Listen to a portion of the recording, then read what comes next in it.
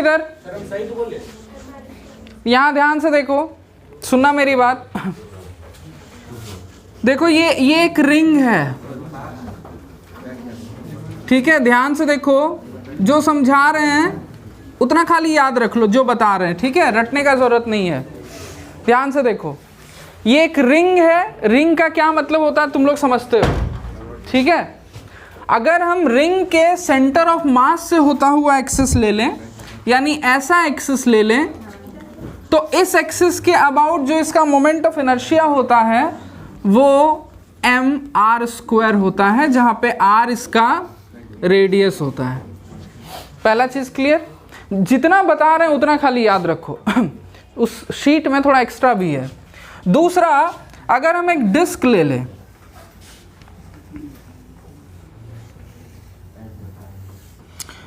ध्यान से खाली देखते जाओ, शीट देखने का जरूरत नहीं है। ये डिस्क है, डिस्क का मतलब क्या होता है कि ये पूरा भरा हुआ है, ठीक है। डिस्क के अगर सेंटर ऑफ मास से होता हुआ हम एक्सिस ले लें, यानी ऐसा, तो इसके अबाउट मोमेंट ऑफ इनर्शिया होता है mr²/2। ये दो तो याद रहेगा। हम अभी खाली सेंटर ऑफ मास के अबाउट मोमेंट ऑफ इनर्शिया लिख रहे हैं, ये दो तो याद रहेगा। अब थोड़ा ध्यान देना, अगर हम हॉलो सिलेंडर ले लें, हॉलो सिलेंडर मतलब जैसे, हाँ ये खाली है सिलेंडर, अंदर से कुछ भी नहीं है, ठीक है, ऐसे है, ठीक है। इसका अगर हम ऐसे एक्सिस ले रहे हैं तो इसके अबाउट भी मोमेंट ऑफ इनर्शिया mr² होता है। और अगर पूरा भरा हुआ सिलेंडर है,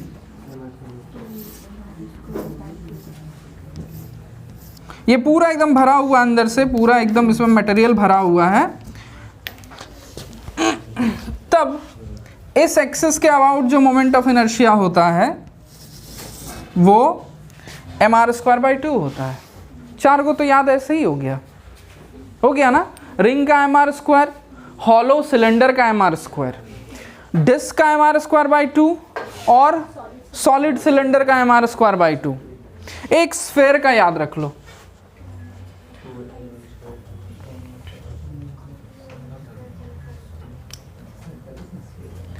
ध्यान देना, एक चीज थोड़ा समझना, दो बात बता दें। अगर इन सभी केसेस में एक्सिस बदल जाए तो सिचुएशन बदल जाता है। हो सकता है एक्सिस तुम्हारा यहाँ पे ऐसे आ जाए, हो सकता है एक्सिस डायमीटर के साइड में आ जाए, अलग अलग सिचुएशन हो सकता है। लेकिन स्फीयर के केस में तुम एक्सिस बदलोगे तो सिचुएशन नहीं बदलेगा। अगर तुम्हारा एक्सिस ऐसे है तो भी वही चीज़ है, एक्सिस ऐसे है तो भी वही चीज़, एक्सिस ऐसे है तो भी वही चीज़। क्यों?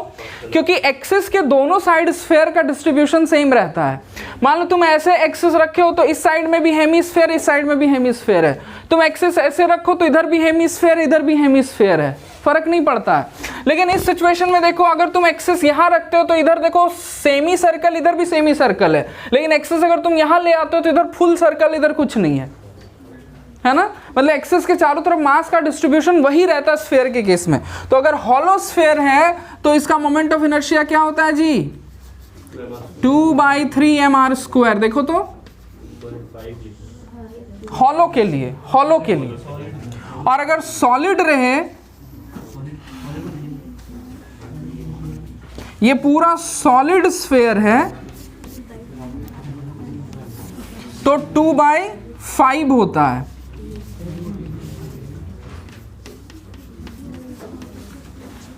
हॉलो नहीं दिया हुआ क्या उसमें? अच्छा कोई बात नहीं, इसमें सॉलिड स्फीयर लिखा हुआ है। ठीक, किसी के पास मॉड्यूल है क्या? नीट वाला किसी के पास नहीं है मॉड्यूल? अच्छा कोई बात नहीं। अच्छा, इन दोनों का तो सेम है, तुम लोग जान ही रहे हो। इसका mr² है और इसका mr²/2 है।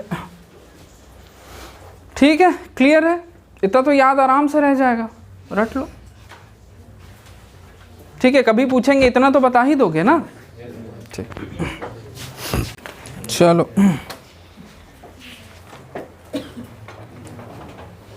अब थोड़ा ध्यान से समझो, ध्यान से सुनो।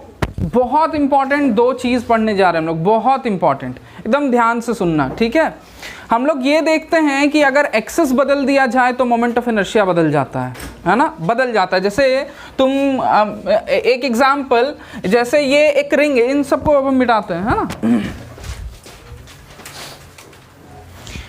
इन सभी चीज को अब हटा देते हैं।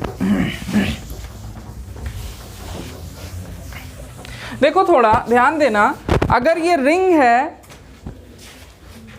रिंग का अगर हम एक्सिस, ये सपोज करो अगर ये रिंग है, अगर हम एक्सिस इसके डायमीटर के अलोंग ले लें, यानी अगर हम एक्सिस ऐसा ले लें, तो इसका मोमेंट ऑफ इनर्शिया mr²/2 हो जाता है। ध्यान देना, एक बात बता दें, ये फॉर्मूला रटा हुआ होना चाहिए। क्यों?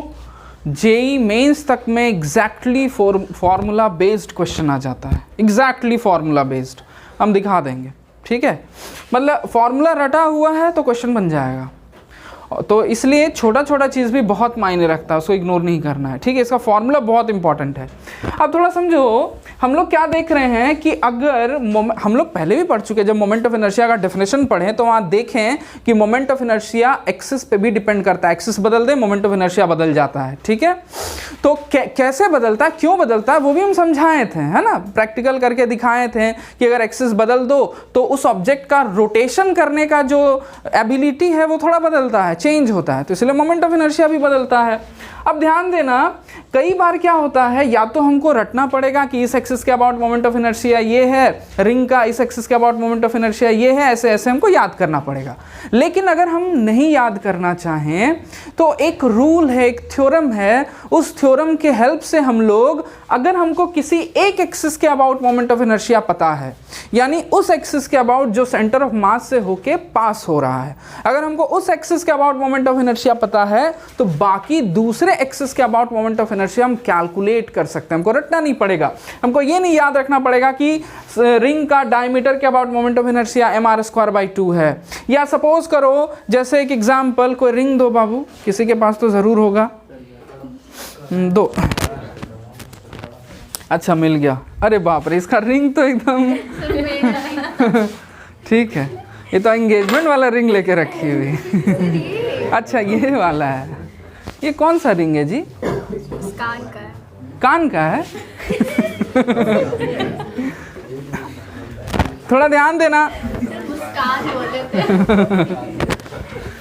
अच्छा ध्यान दो, सुनो, अगर इस रिंग को मान लो ऐसे कहीं किसी भी सरफेस पे ऐसे मान लो इसको रखा जाता है इस तरह से, और इस एक्सिस के अबाउट घुमाया जाता है, समझना, तो मोमेंट ऑफ इनर्शिया अलग होगा।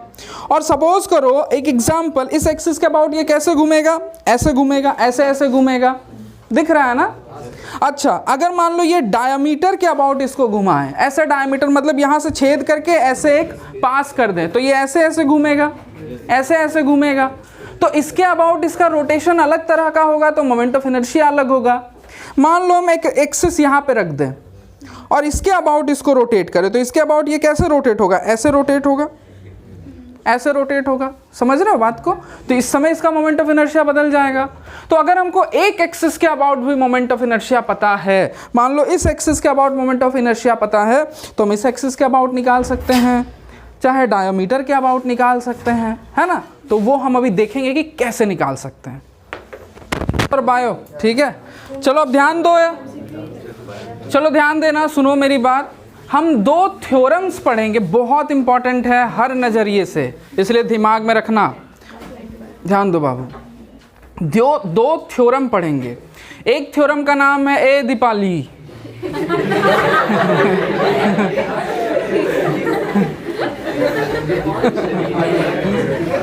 और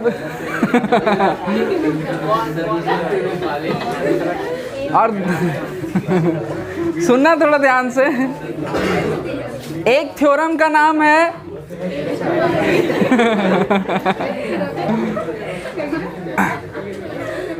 थ्योरम ऑफ परपेंडिकुलर एक्सेस, ठीक है, ध्यान देना, सुनना मेरी बात। अरे बाबू, अभी दूसरा थ्योरम का नाम हम बोल देंगे तो जो पहला थ्योरम है, ठीक है, मतलब हेडिंग मान के चलो इसको,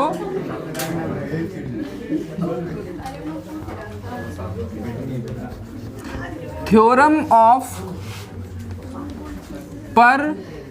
परपेंडिकुलर एक्सेस, ध्यान देना, हेडिंग लिखो, हम डिक्टेट कर रहे हैं। Theorem of perpendicular axis, heading लिखो।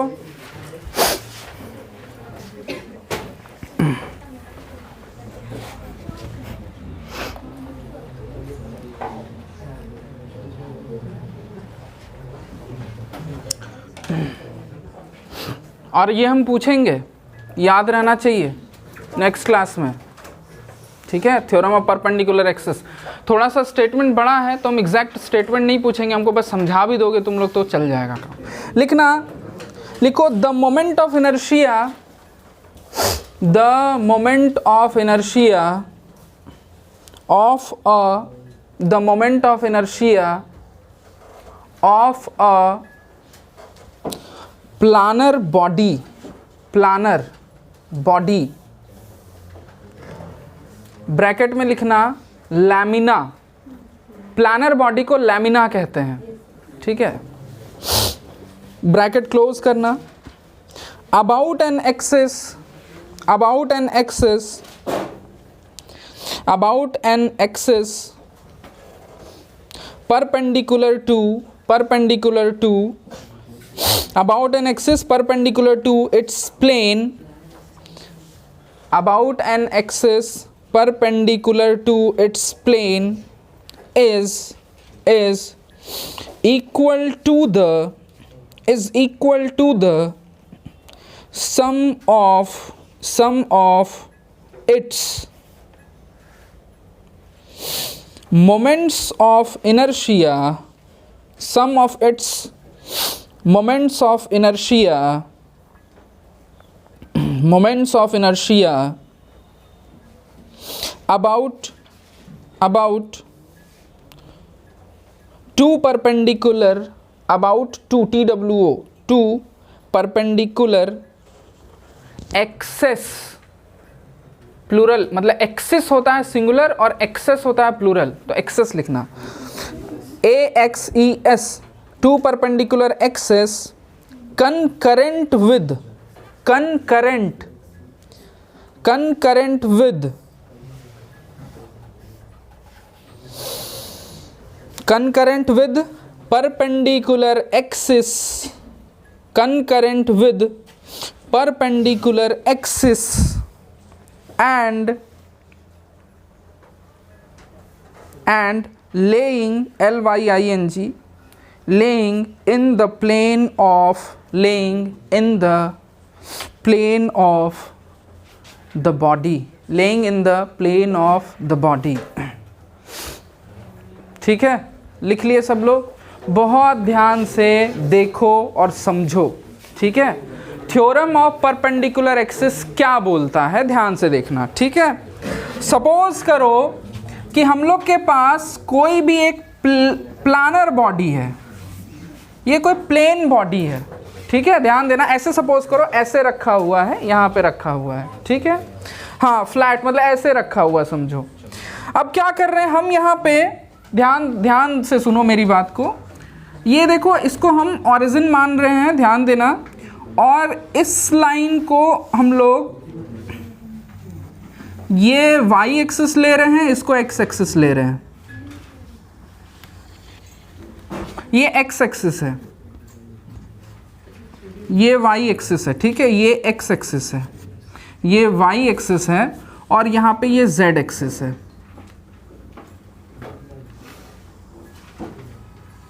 ये जेड एक्सिस है, ठीक है, ये जेड एक्सिस है, ये वाई है अपना, नेगेटिव पोर्शन है वो, ठीक है।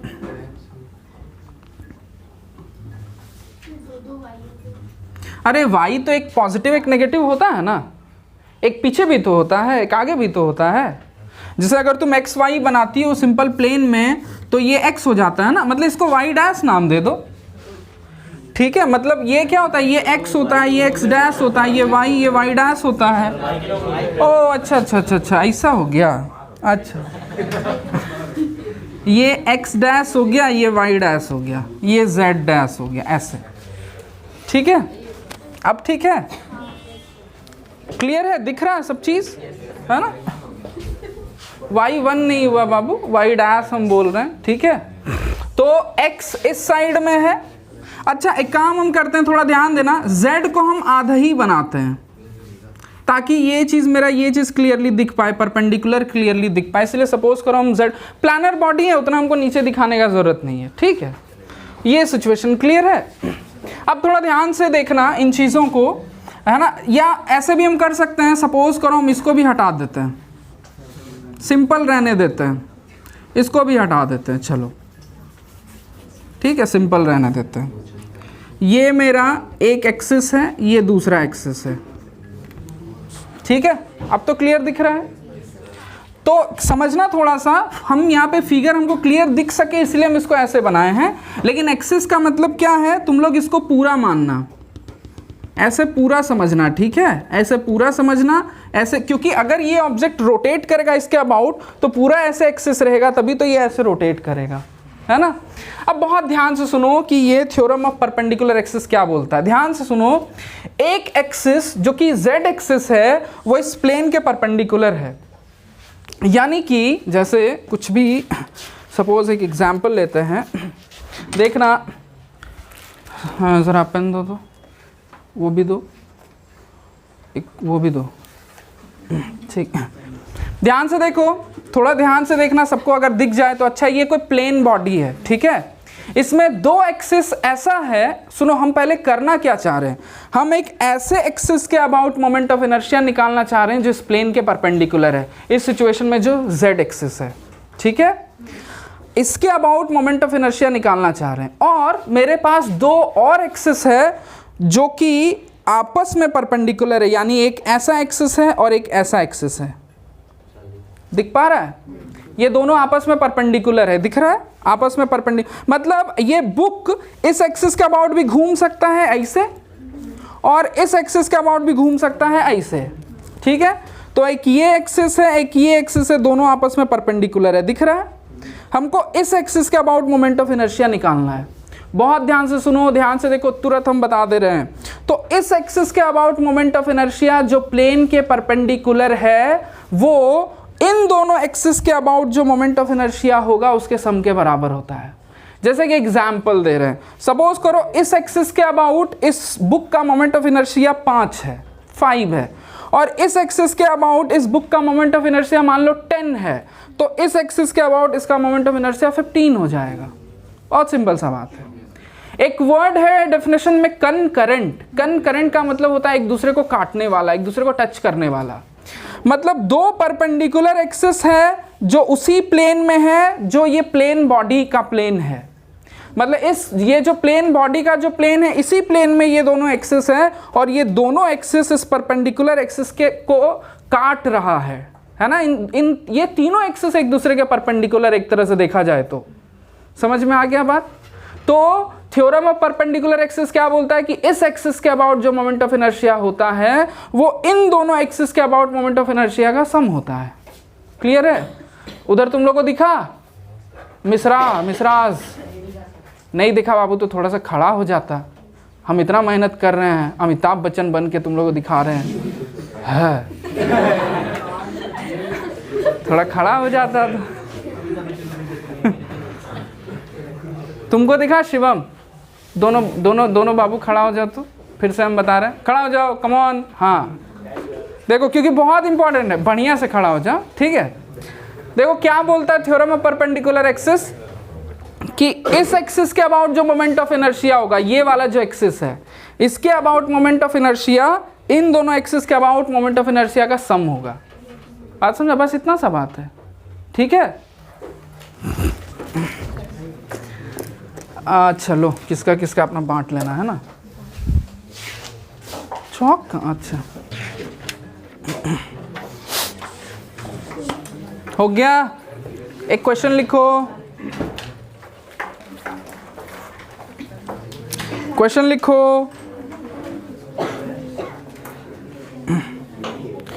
व्हाट इज द, क्वेश्चन लिखना, what is the moment of inertia, what is the moment of inertia of, what is the moment of inertia of a disk about 1 of its diameter, about 1 of its diameter, full stop, हो गया। 1 of its diameter। जैसे अगर कोई disc है, एक example दे रहे हैं, थोड़ा ध्यान से सुनना। अगर ऐसे कोई डिस्क है,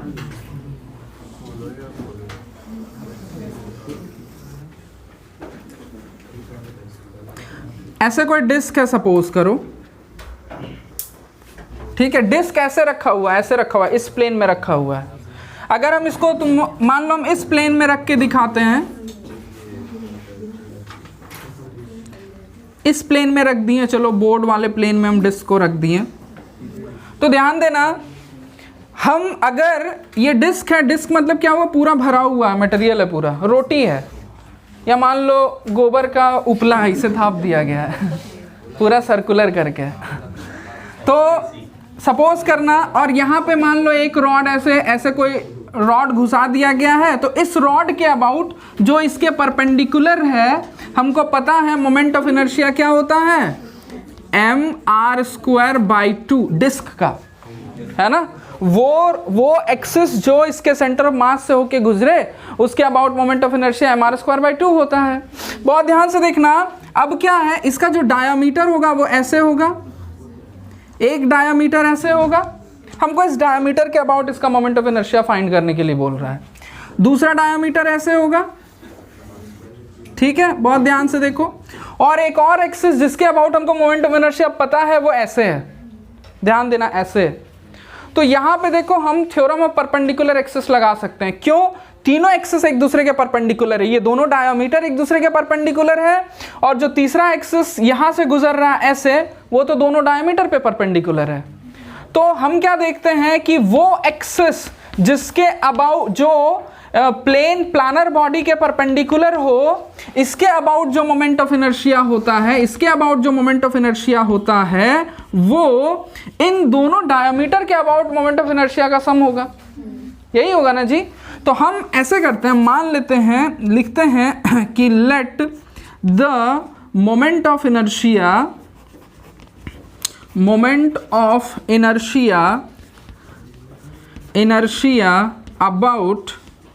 अबाउट ईच डायमीटर। अच्छा, एक चीज थोड़ा समझना, डायमीटर BI थोड़ा समझो, इस डायमीटर के अबाउट और इस डायमीटर के about moment of inertia same होगा डिस्क का। क्यों? अगर इस डायमीटर को लेती हो तो इसके दोनों साइड देखो मास का वैसे ही डिस्ट्रीब्यूशन है, ऐसे डायमीटर लें तो इसके अबाउट भी मास का वैसे ही डिस्ट्रीब्यूशन है, तुम ऐसे डायमीटर लोगी तो इसके अबाउट भी मास का सेम डिस्ट्रीब्यूशन होगा। तो कोई भी डायमीटर लो, कोई फर्क नहीं पड़ता, हर डायमीटर के about moment of inertia same ही होगा। तो इसीलिए हम इन दोनों डायमीटर के अबाउट मोमेंट ऑफ इनर्शिया को I मान लिए। और ये जो परपेंडिकुलर एक्सिस है ना, ऐसे, इसके अबाउट मोमेंट ऑफ इनर्शिया को हम ऐसे मान लो I0 मान लेते हैं, ठीक है। तो हम लोग जानते हैं कि फ्रॉम द थ्योरम ऑफ, अगर स्कूल एग्जाम में आए तो ऐसे लिख देना, theorem of perpendicular axis, perpendicular लिखा हुआ है, एक्सिस, हम लोग क्या जानते हैं, ऐसे लिख सकते हैं कि I0 is equal to I plus I, ठीक है। अब I0 का वैल्यू तो हमको पता है mr²/2, तो mr²/2 is equal to 2I। तो यहाँ कर देते हैं, I अगर निकालना चाहे तो ये 2 इधर आ जाएगा,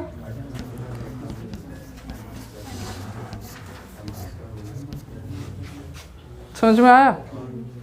निकल गया, ठीक है। दोनों में से कोई भी फिगर तुम लोग बना सकते हो, ये भी बना सकते हो, ये दो डायामीटर है, ठीक है। हम थोड़ा डायामीटर ऐसे ले लेते हैं 3 डायमेंशनली दिखाने के लिए। ये परपेंडिकुलर एक्सिस को हम ऐसे ले रहे हैं, जो परपेंडिकुलर एक्सिस है। इस फिगर में तुमको पूरा 3 डायमेंशनली दिखेगा, और डायामीटर को, दूसरा डायामीटर को ऐसे ले लिए हैं, ये दोनों आपस में परपेंडिकुलर है, दोनों डायामीटर। और ये वाला जो एक्सिस है, इसके about moment of inertia mr²/2 हमको पता है। तो तुम ये फिगर बना लो, ज़्यादा अच्छा रहेगा, क्लियरली दिखेगा।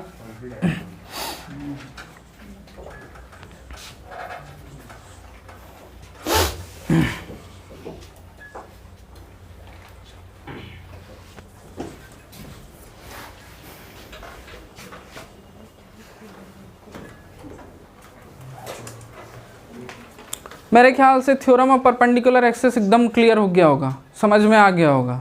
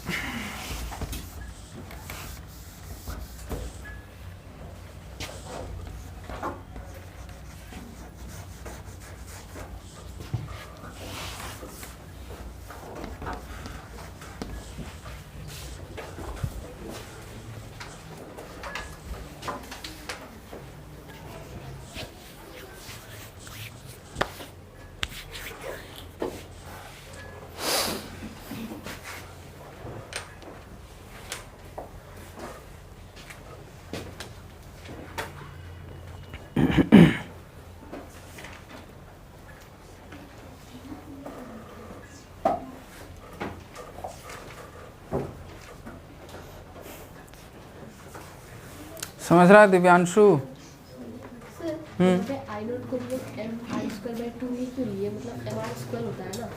नहीं नहीं नहीं, रिंग थोड़े डिस्क है। क्वेश्चन पढ़ो। तो डिस्क का तो उसके एक्सिस जो कि उसके सेंटर ऑफ मास से होके गुजरता है, उसके अबाउट mr²/2 होता है ना।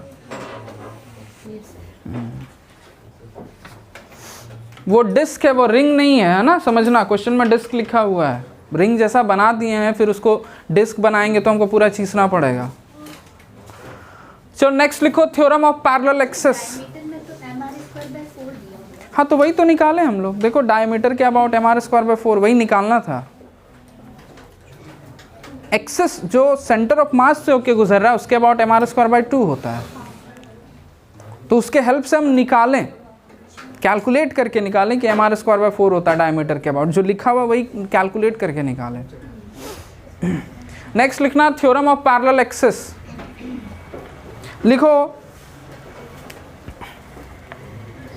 लिखना the moment of inertia, the moment of inertia of a body, the moment of inertia of a body, of a body about any axis, about any axis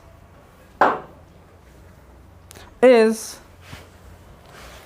about any axis is equal to the, is equal to the, equal to the sum of the, equal to the sum of the,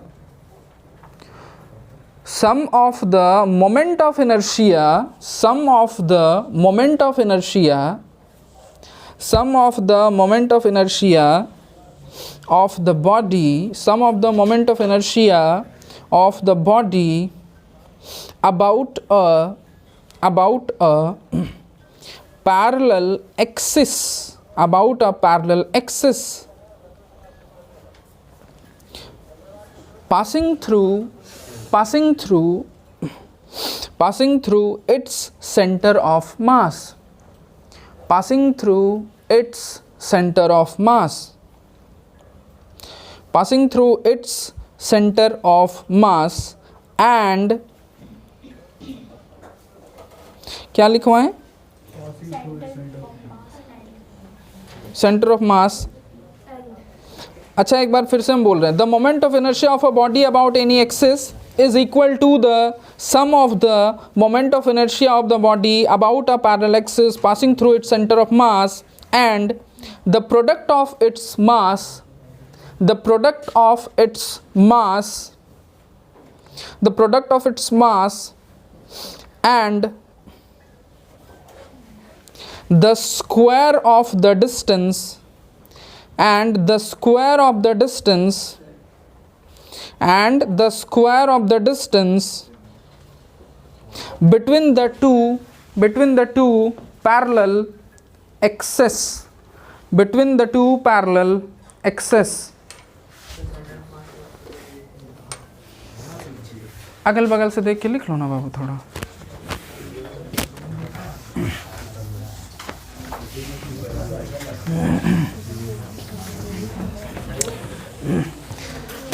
एक important बात ध्यान देना कि theorem of perpendicular axis केवल plane bodies के लिए लागू होता है, जैसे सर्कल है या डिस्क है या रेक्टेंगल है, स्क्वायर है, जो प्लेन बॉडी हो, टू डायमेंशनल बॉडी, उनके लिए लागू होता है। लेकिन थ्योरम ऑफ पैरेलल एक्सिस सभी तरह के बॉडीज के लिए लागू हो जाता है। अब देखो थ्योरम ऑफ पैरेलल एक्सिस बोलता क्या, इसको थोड़ा बहुत ध्यान से समझना, ठीक है। सपोज करो कि मेरे पास एक कोई भी बॉडी, हम फिलहाल ऐसे ही बना देते हैं, ठीक है, प्लानर हो चाहे 3 डायमेंशनल हो, किसी भी तरह का बॉडी है सपोज करो, ठीक है। और अज्यूम करते हैं कि इसका सेंटर ऑफ मास यहाँ पे है, इसका सेंटर ऑफ मास, बहुत ध्यान से सुनना समझना बाबू, लिखो बाद में, पहले समझ लो, ठीक है। इसका सेंटर ऑफ मास यहाँ पे है, सेंटर ऑफ मास से होता हुआ एक एक्सिस ऐसे पास हो रहा है, सेंटर ऑफ मास से होता हुआ एक एक्सिस ऐसे पास हो रहा है, ठीक है। हम फिर यहाँ दिखा देते हैं, ठीक है। पूरा हम ऐसे लाइन नहीं दिए हैं, ठीक है, ऐसे थोड़ा 3 डायमेंशनल व्यू आता है, तुम लोग दे सकते हो, कोई फर्क नहीं पड़ता है। और एक और ऐसा एक्सिस है जो कि इस एक्सिस के पैरेलल है,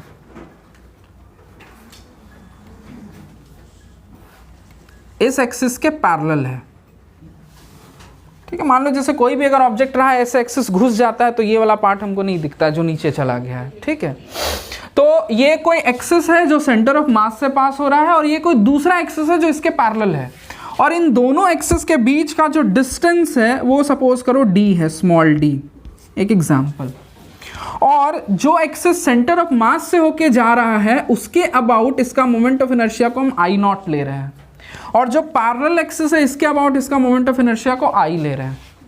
अगर हमको सेंटर ऑफ मास से होते हुए एक्सिस के अबाउट मोमेंट ऑफ इनर्शिया पता है, आई नॉट मान लो पता है, तो पैरेलल एक्सिस जो है उसके अबाउट जो मोमेंट ऑफ इनर्शिया होगा, सो ध्यान देना, वो जो होगा, ये जो सेंटर ऑफ मास के अबाउट जो मोमेंट ऑफ इनर्शिया है आई नॉट प्लस इस ऑब्जेक्ट का जो मास है m, और इन दोनों एक्सिस के अबाउट, इन दोनों एक्सिस के बीच का जो डिस्टेंस है उस डिस्टेंस का स्क्वायर होता है। बात समझ में आ रहा है हम क्या बोल रहे हैं? तो ये हो गया थ्योरम ऑफ परपेंडिकुलर एक्सिस। ध्यान देना एक और बात थोड़ा हम बता दें कि जनरली इन दोनों थ्योरम्स का प्रूफ दूसरे बुक में है, जैसे एच सी वर्मा में है, ठीक है, करवाया जा सकता है, लेकिन प्रूफ जनरली पूछा जाता है स्कूल एग्ज़ाम्स में, और एनसीईआरटी में प्रूफ नहीं है तो स्कूल एग्ज़ाम्स में नहीं पूछा जाएगा, ठीक है। तो इसीलिए हम लोग खाली इसको समझ गए, स्टेटमेंट आएगा और उससे रिलेटेड क्वेश्चंस आएगा, ठीक है। ड्रॉ कर लो। यहाँ पे ये जो m है, m क्या है? ऑब्जेक्ट का मास है ना।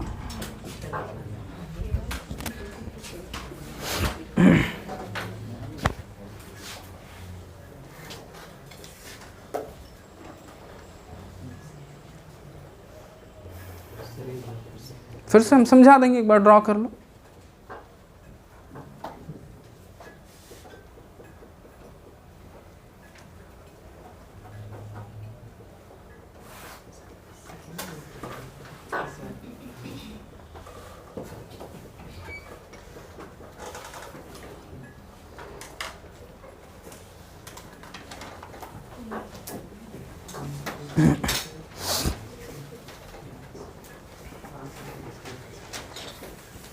लिख लिए?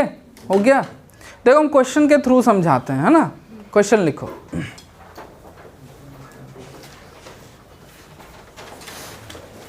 और ये जो थ्योरम्स है, इन थ्योरम से रिलेटेड बहुत सारा क्वेश्चन जेई में भी पूछा है, नीट में भी पूछा है। हम क्वेश्चन डिस्कस करेंगे नेक्स्ट क्लास में, ठीक है। क्वेश्चन लिखो, what is the moment of inertia, what is the, question लिखो, लिखो, what is the moment of inertia what is the moment of inertia of a rod of mass capital M, लिख रही है capital M, comma देना, length L small l, length small l, about an axis perpendicular to it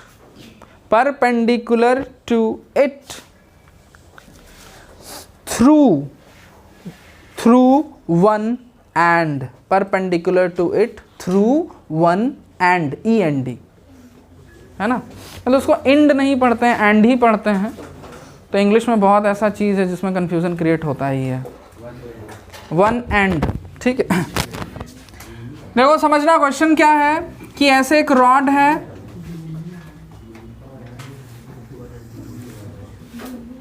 Ayush तुम यहाँ पे ध्यान से देख लेना, ये एक रॉड है।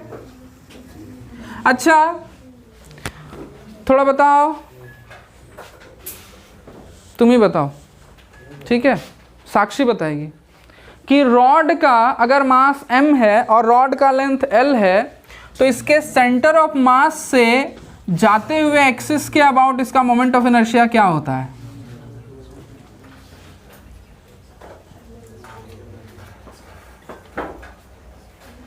छी छी छी, उस बेंच में कोई नहीं बता पाएगी, हम जान रहे हैं।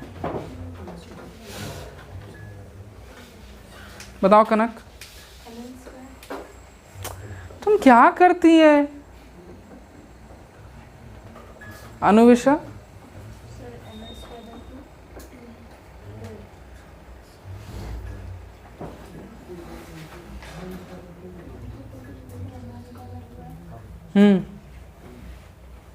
शिवम,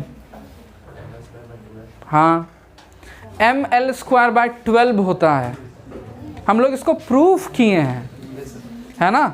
इसके अबाउट यानी सेंटर ऑफ मास के अबाउट जो मोमेंट ऑफ इनर्शिया होता है, अगर यहाँ पे l तुम्हारा छोटा l दिया हुआ है तो छोटा l लिखते हैं, ml²/12, क्वेश्चन में छोटा l दिया हुआ है तो छोटा l लिखते हैं। याद रखो, एक एक्स्ट्रा इसको भी याद रखना है कि रॉड का उसके सेंटर ऑफ मास से होता हुआ एक्सिस के about moment of inertia ml²/12 होता है। अब एक एक्सिस है जो कि इसके एक एंड से पास हो रहा है, एकदम लास्ट पॉइंट से ऐसे पास हो रहा है, इसके अबाउट हमको मोमेंट ऑफ इनर्शिया फाइंड करना है। ये इसके अबाउट मोमेंट ऑफ इनर्शिया को I0 मान लेते हैं। अच्छा, इन दोनों के बीच का डिस्टेंस क्या हो जाएगा? L/2 हो जाएगा, दोनों एक्सिस के अबाउट। तो ध्यान दो, वो एक्सिस जो सेंटर ऑफ मास से पास होते हुए एक्सिस के पैरेलल है, उस एक्सिस के अबाउट जो मोमेंट ऑफ इनर्शिया होता है वो सेंटर ऑफ मास से पास होने वाले एक्सिस के अबाउट जो मोमेंट ऑफ इनर्शिया है सो प्लस ऑब्जेक्ट का मास और इन दोनों एक्सिस के बीच के डिस्टेंस के स्क्वायर के बराबर होता है।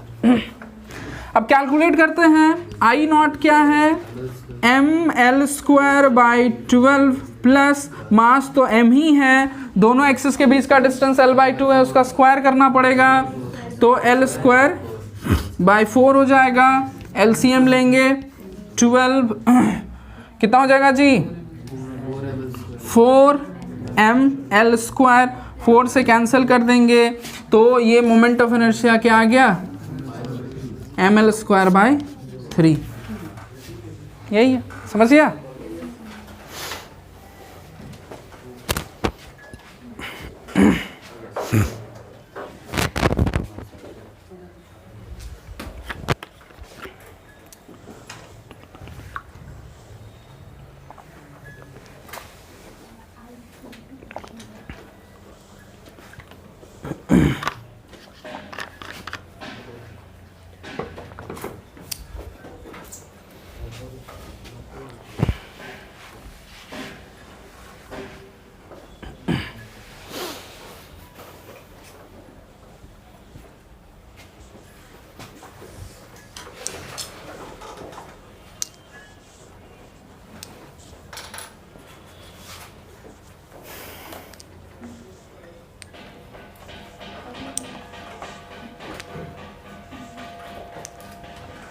चलो लंच का टाइम हो गया, खिचड़ी खाने चलो।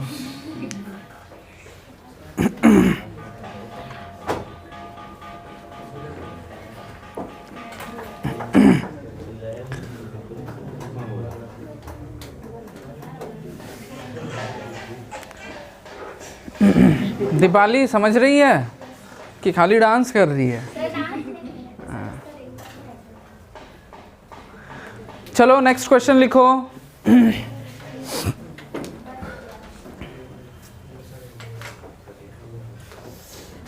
यश समझ गया? दिव्यांशु समझ गया? पक्का? नेक्स्ट क्वेश्चन लिखो। हाँ, उतारो उतारो जल्दी।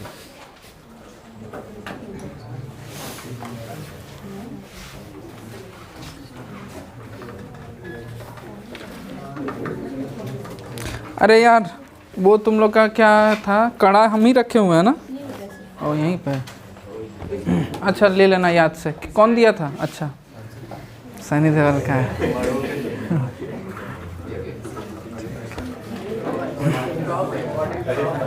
चलो नेक्स्ट क्वेश्चन लिखो। What is the moment of inertia? Question लिखो।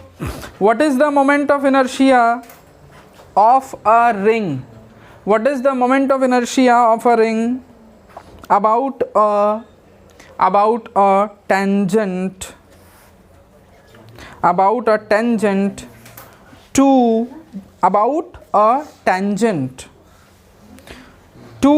the circle of the ring, to the circle of the ring?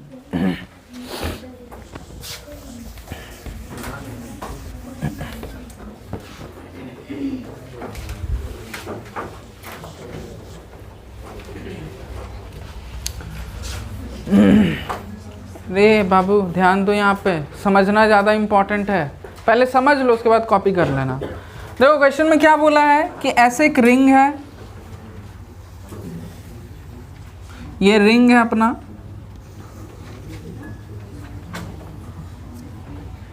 ऐसे एक रिंग है, ठीक है। अब क्वेश्चन देखो क्या पूछ रहा है कि रिंग का जो सर्कल है ना, सर्कल में कहीं पे एक टेंजेंट है ऐसे,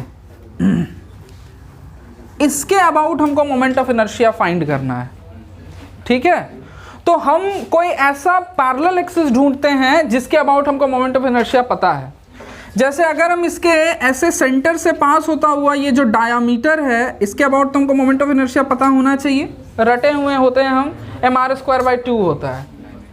रिंग का अगर रिंग के परपेंडिकुलर एक्सिस है तो mr² होता है, और डायमीटर के अबाउट mr²/2 होता है। यानी जो डिस्क का होता है ना, मतलब डिस्क का परपेंडिकुलर एक्सिस के अबाउट जो होता है वही रिंग का डायमीटर के अबाउट होता है।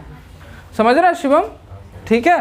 तो इसके अबाउट जो मोमेंट ऑफ इनर्शिया है इसको हम लोग I0 मान लेते हैं, और इसके अबाउट मोमेंट ऑफ इनर्शिया हमको फाइंड करना है। इन दोनों के बीच का डिस्टेंस कितना है? रेडियस। तो I जो होगा, फॉर्मूला क्या है जी? I = I0 प्लस, जोर से बोलो, पूरा बोलो, I = I0, I = I0 plus md²। यहाँ पे I0 क्या है? सेंटर ऑफ मास से पास होते हुए एक्सिस के अबाउट मोमेंट ऑफ इनर्शिया, ठीक है।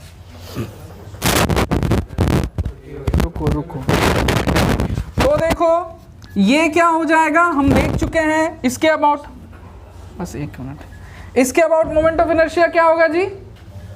अभी तो हम बोले mr²/2 प्लस m, और यहाँ पे d क्या है? r, तो r² लिखेंगे, ये हो क्या जाएगा?